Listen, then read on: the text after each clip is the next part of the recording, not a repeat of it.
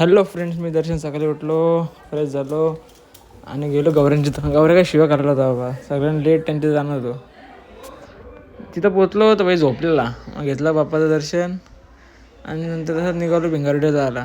तर आज घाईत होती नुसतं, म्हणजे थांबवायचा टाईम नव्हता. सगळीकडे पाया पडलं फटाफट. आता सगळीकडे म्हणजे सगळ्यांचं फोटो टाकलं नाही गणपतीचं, मोजकं टाकलं 4-5.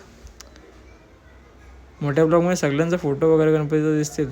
सर्च करा यूट्यूबला जाऊन, दर्शन ब्लॉग्स 2514 भेटून जाईल. तिथून दर्शन घेतला आणि निघालो घरी जायला.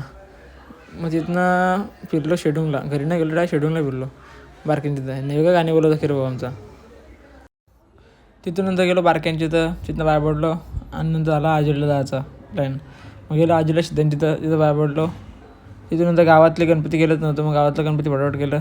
आता कोणचं गणपती दिसते ना मिनी ब्लॉगमध्ये ते माहीत नाही, पण मोठ्या ब्लॉगमध्ये सगळ्यांना गणपती दिसतील, ते नक्की जाऊन सर्च करा.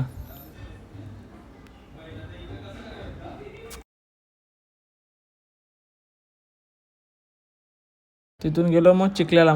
मावशीची पोर आहे ना म्हणते, त्यांनी तिथे गेलो पाया पडायला. तिथून नंतर त्यांनी तिथं पाया पडून आलो आणि हे उंटांची लाईन लागलेली, मोर्चेरची आहे यांचं पण.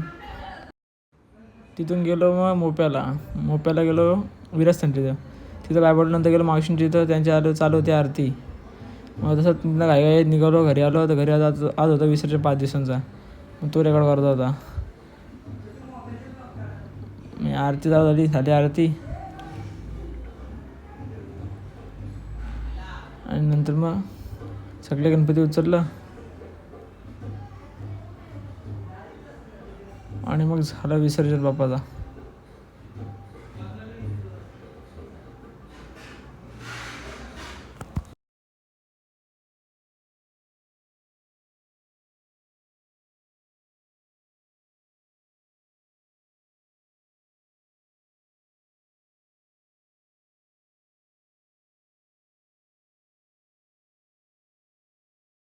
या भेटल्या हाय बोलताना.